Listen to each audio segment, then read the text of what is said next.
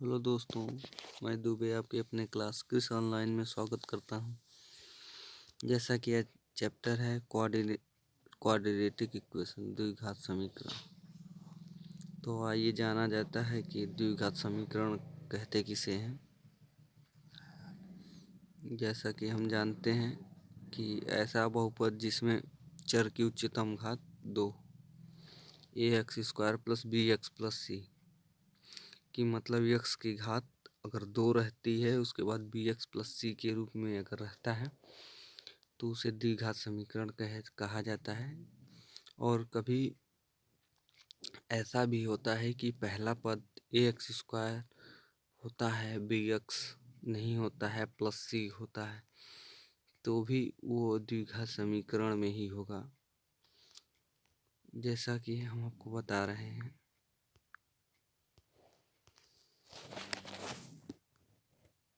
bx² +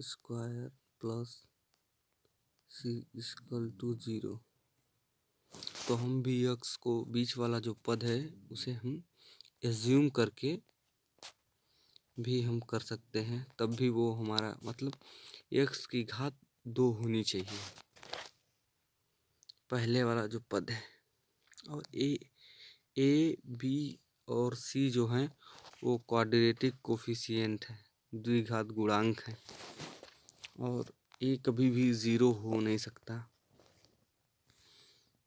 तो चलिए चला जाता है और कुछ इसके बारे में जाना जाए।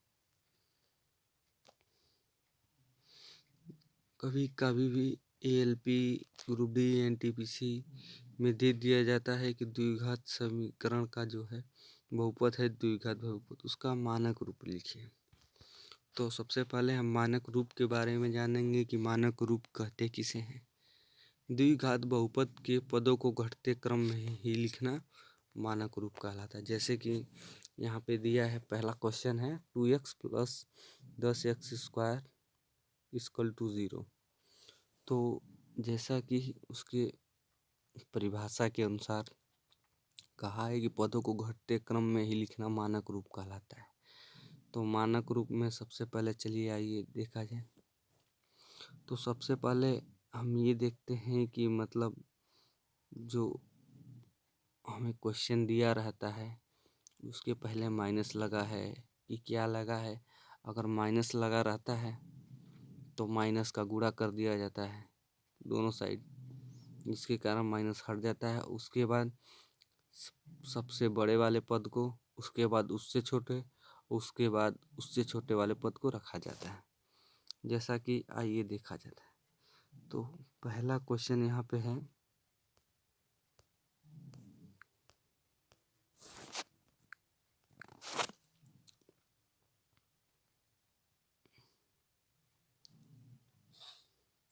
पहला क्वेश्चन है -2x + 10x² = 0। तो सबसे पहले हम क्या करेंगे, इस पहले वाले पद को देखेंगे कि x² का जो मान है वो पॉजिटिव है कि निगेटिव है। तो 10 के आगे प्लस है, तो इसे पहले बड़ी घात को हम लिखेंगे 10x² - 2x = 0। ये इसका मानक रूप हो गया। और आइए, अगर कंफ्यूजन है तो रुकिए,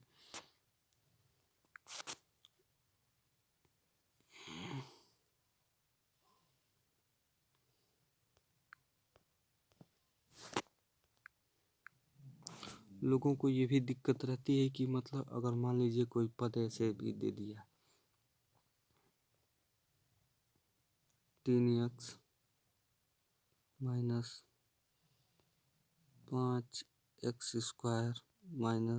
8 = 0, तो लोगों को दिक्कत होती है।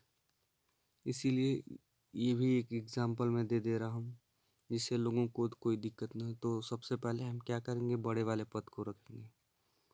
तो 5x², ये प्लस है तो ये पहले वाला जो पद है वो माइनस है, ये वाला प्लस है 3x माइनस 8 इक्वल टू 0। तो फिर इसको इधर माइनस का हम दोनों पक्षों और 0 में माइनस का गुणा करेंगे तो 0 ही होगा। इसीलिए उस बहुपद को पॉजिटिव बनाने के लिए माइनस से गुणा कर दिया जाता है। तो 5x square plus 3x minus 8 equal to 0, यही इसका मानक रूप होगा।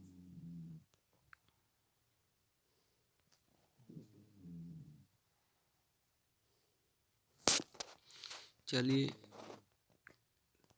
तीसरे क्वेश्चन पे चलते। यहाँ पे लिखा है 6x स्क्वायर इक्वल टू 8। तो इसका मानक रूप चलिए लिख लेते हैं। तो 6x square minus 8 equal to 0, यही इसका मानक रूप होगा। कि मतलब हाँ, पहले बड़ी घात, उसके बाद छोटी घात, फिर उसके बाद छोटी घात। अगर इसके पहले माइनस दिया रहता है तो माइनस का दोनों तरफ हम गुणा कर लेते हैं, उसके बाद मानक रूप लिखते हैं। तो चला जाए, आगे बढ़ा जाए।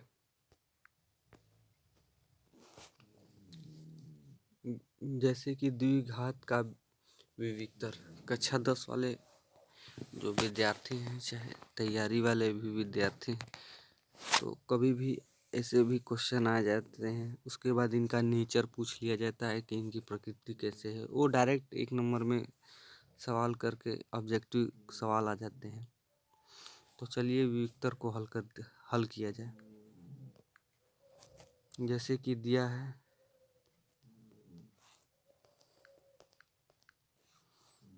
x स्क्वायर, तो हम ये 6x square minus 10x plus 2 equal to 0 को हम x square plus bx plus c से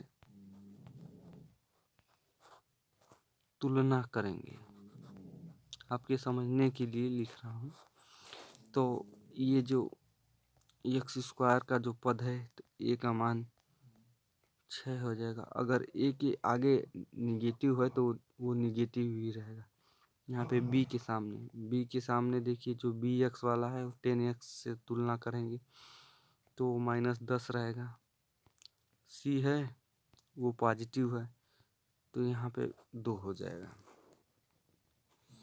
तो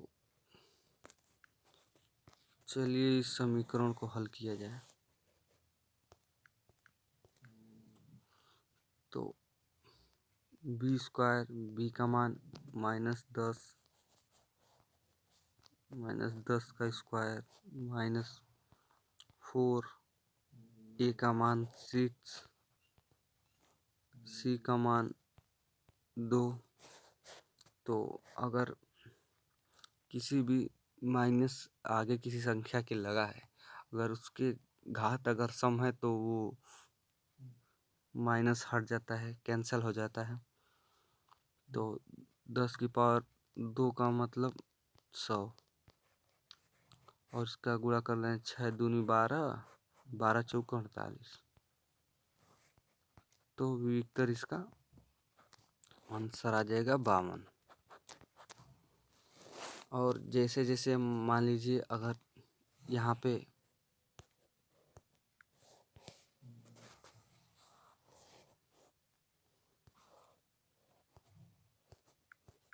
अगर माइनस दिया रहो, जैसे कि देखिए 3x स्क्वायर माइनस 10, यहाँ पे अगर पॉजिटिव दिया है, यहाँ पे अगर मान लीजिए निगेटिव दिया है, तो हम c का मान -5 ही कंसीडर करेंगे और b का मान पॉजिटिव ही कंसीडर करेंगे। अगर b का भी मान अगर निगेटिव दिया है, तो हम यहाँ निगेटिव ही लिखेंगे। तो चलिए आगे चला जाए।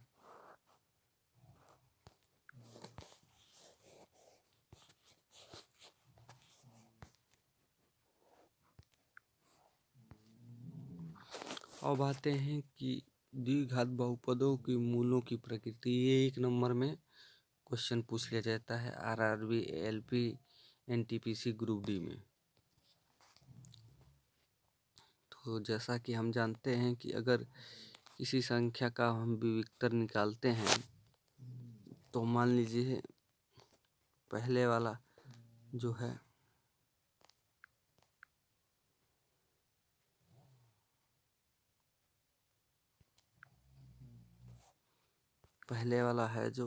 तो पहला वाला है कि अगर जैसे नेचर मान लीजिए कोई संख्या निकाल रहे हैं b² - 4ac उसका निकाला गया इक्वल टू 0। तो जब उसका विविक्तर निकाला जाता है तो उसका नेचर चेक है, उसकी प्रकृति चेक की जाती है कि वो कैसा रहता है। जैसा कि मान लीजिए किसी चीज़ का नेचर निकाला गया 25। जब 25 है ये 5 का वर्ग है और ये धनात्मक भी है, पॉजिटिव भी है, तो ये देखा जाएगा। इसके हिसाब से ही चेक किया जाता है कि मूलों की प्रकृति कैसी है। जैसे कि पहले वाले में देखिए धनात्मक हो और 0 से बड़ा हो और पूर्ण वर्ग हो तो उसकी जो प्रकृति रहेगी वास्तविक, परिमेय और असमान रहेगी। और जैसा कि हम जान रहे हैं कि अगर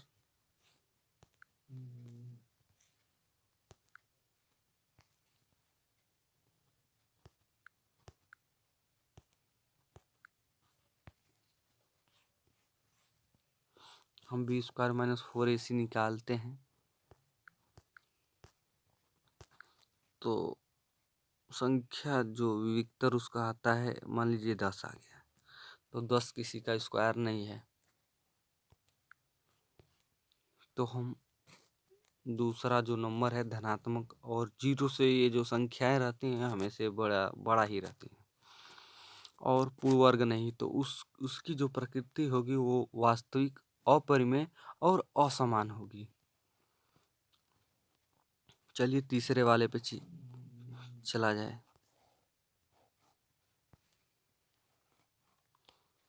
इसमें जो है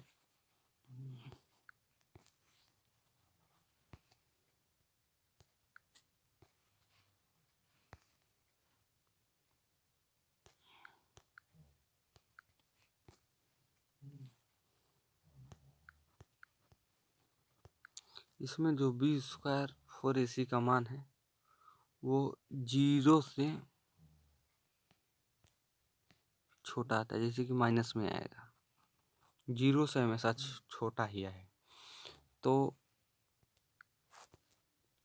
इसकी जो प्रकृति है ऋणात्मक आएगी। 0 से जो इसका मान आएगा b² - 4ac का विविक्तर का, वो 0 से छोटा ही आएगा, माइनस में ही आएगा।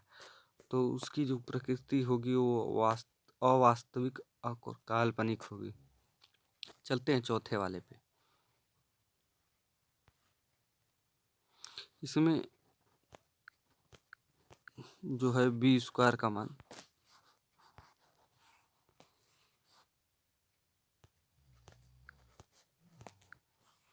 b² - 4ac का मान जो है d इक्वल टू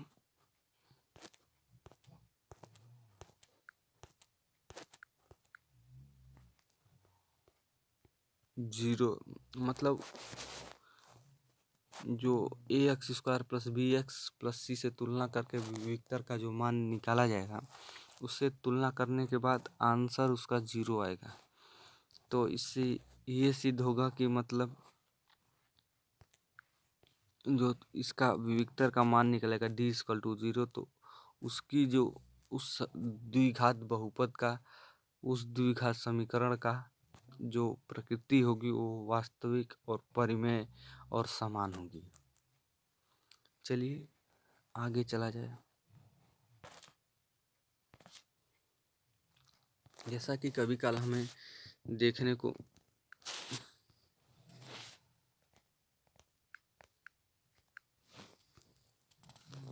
मिल जाता है कि मान लीजिए कोई दो संख्याएं, जैसे मान लीजिए 3 और 2 दी गई, तो आपसे ये कह दिया गया कि मतलब हाँ आप मूलों कोई समीकरण बनाइए, आपको 2 मूल दे देगा। 2 मूल आपको जब दे दिया जाएगा कि मान लीजिए हाँ एक मूल 3 है और एक मूल 2 है, तो इससे समीकरण बनाइए। तो इसका सूत्र होता है एक्स स्क्वायर माइनस मूलों का योग प्लस मूलों का गुण। तो चलिए समझा जाए। एक्स स्क्वायर माइनस कोष्टक में रख दिया जाएगा, पहला मूल 3 है, दूसरा मूल 2 है, तो 3 + 2 इंटू एक्स प्लस मूलों का गुणनफल 3 × 2। ऐसे करके जब किया जाएगा तो इससे समीकरण बनाया जाएगा x square minus 5x plus 6 = 0। तो ये द्विघात बहुपद के मूल समीकरण बनाने का तरीका है। जैसे कि एक मूल दिया रहेगा, दूसरा मूल भी दिया रहता है, और जिससे ये द्विघात समीकरण बनाया जाता है। और उससे आगे कि कभी काल क्या नाम है, मूल ज्ञात करने के लिए, तो मूल ज्ञात करने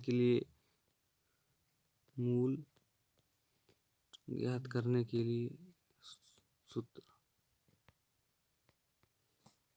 -b plus minus b² minus 4ac = 2a। अगर मान लीजिए पॉजिटिव निकालना है तो यहाँ से माइनस हटा देंगे, मतलब एक मूल निकालना है। अगर दूसरा मूल निकालना है तो यहाँ पे प्लस की जगह माइनस करके निकाल लिया जाएगा दूसरा मूल। ये मूल ज्ञात करने की तरीका है। तो थैंक्स, ऑल द बेस्ट। चलिए चलते हैं, धन्यवाद।